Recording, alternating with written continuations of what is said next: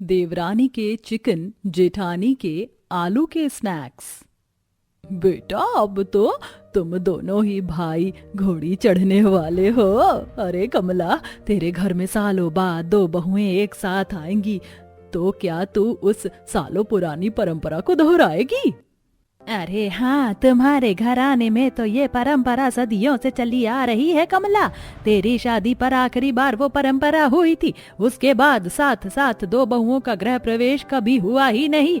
30 साल बीत गए उन यादों को, क्या तू अपनी बहुओं से वो करवाएगी? अरे आप भी ना मासी, अब वो परंपरा आगे नहीं बढ़ेगी। वो दौर अलग था, आजकल का दौर अलग है। पता नहीं आने वाली बहुएं कैसे मिजाज की हों। सही कहा, आजकल की लड़कियां ज्यादा कुकिंग वगैरह नहीं जानती हैं, और हर परंपरा हमेशा तो नहीं रहती ना। चुप कर, सालों पुरानी रीत कल भी जिंदा थी और आगे भी रहेगी। मैं करवाऊंगी वो रस्म, और देखना मैं उनसे ऐसे काम करवाऊंगी कि वो दोनों मना नहीं कर पाएंगी। ये शादी और ये रीति रिवाज ऐसे होंगे कि दुनिया देखेगी। कमला ने ऐसा बोलकर बात को खत्म कर दिया। कमला एक अमीर औरत थी जिसके दोनों ही बेटों की शादी होने वाली थी, और उसके घर आने वाली बहुएं भी बेहद अमीर घरानों से ही थी। कमला के घर का एक रिवाज था कि जब भी दो बहुएं शादी करके एक साथ उनके घर आती थी तो एक खास रस्म करवाई जाती थी। लेकिन वो रस्म क्या थी, ये तो कहानी में आगे ही पता चलेगा। तैयारी के ऐसे ही दिन गुजर गए, और वो दिन भी आया जब कमला खूब गाजे बाजे के साथ अपने दोनों बेटों की बारात लेकर गई। शादी ऐसे हुई कि मोहल्ले के लोगों पर बस कमला के परिवार का ही बोलबाला चढ़ा हुआ था, और खूब धूमधाम से शादी होकर मिश्री और राधा दोनों बहुएं अपने ससुराल आ गई। बहुत बहुत स्वागत है बहुओं, अब से मेरा ये घर आंगन तुम्हारा भी बसेरा है। शुक्रिया माँ। कितनी सोनी है मेरी दोनों ही बहुएं। आ जाओ और कमरे में जाकर आराम कर लो, कल एक खास रस्म तुम्हारा इंतजार कर रही है। कैसी रस्म? उसके बारे में मैं तुम्हें कल ही बताऊंगी। कमला ने ऐसे बोलकर बात को उस वक्त खत्म कर दिया। देखते ही देखते रात गुजर गई, और अगले दिन उठ गई बहुओं, कैसी नींद आई? सब कुछ सही रहा माँ, लेकिन मुझे रात भर नींद नहीं आई। माँ जी, ऐसी कौन सी खास रस्म है जो आपको हमसे करवानी है? चलो अब इस बात से भी पर्दा हटाने का समय आ गया है, मैं बताती हूँ।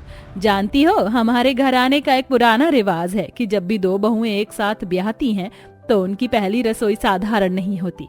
उन दोनों के बीच एक प्रतियोगिता होती है जिसमें दोनों ही बहुओं को खीर पूरी कचौरी नहीं बल्कि स्नैक्स बनाने होते हैं, वो भी किसी एक ही चीज से।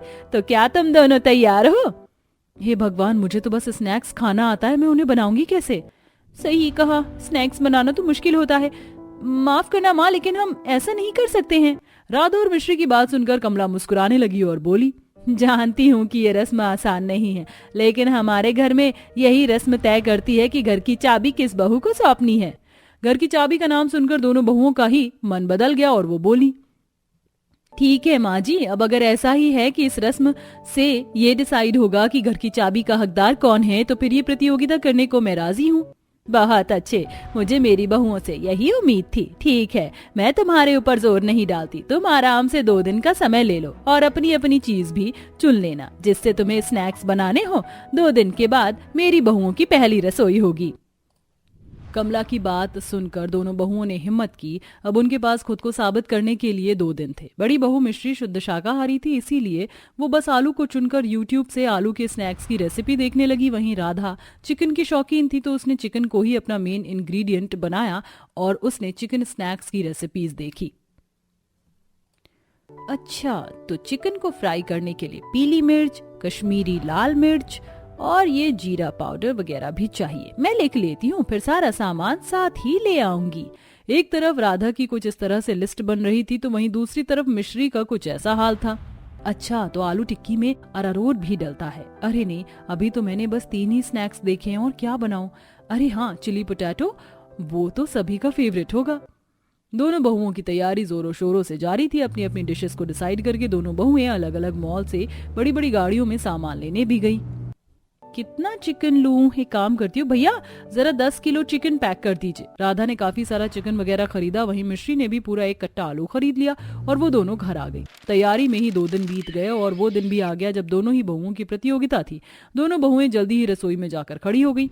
बहुओं, अच्छे से खाना बनाना, आज मेरी सहेलियां भी आएंगी तुम्हारे हाथों का खाना खाने। अच्छा माँ जी, कोशिश करेंगे कि आपको कोई शिकायत का मौका ना दे।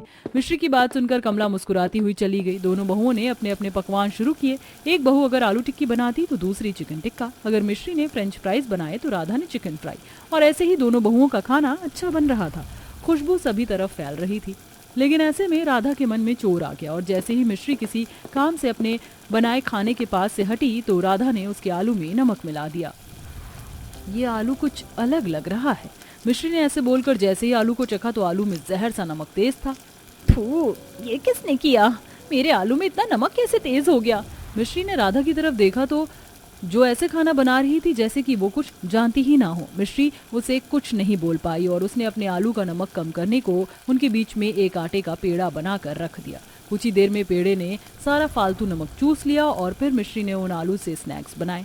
लगभग दोपहर होने तक दोनों बहुओं के स्नैक्स बन गए और कमला की फ्रेंड्स वगैरह भी आ गई।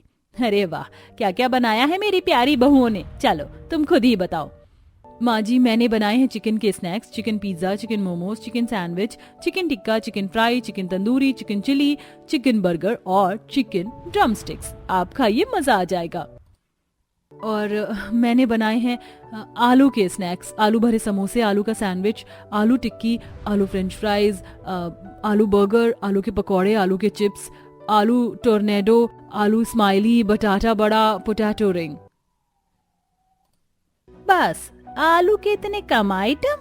हाँ माँ जी, मैं ज्यादा नहीं बना पाई। खैर छोड़ो, चीजों का स्वाद मायने रखता है। खाओ विमला और मीनल। सभी ने दोनों बहुओं के स्नैक्स खाए। दोनों के ही स्नैक्स बेहद स्वादिष्ट थे, लेकिन फिर भी सभी को ज्यादा चिकन के स्नैक्स पसंद आए।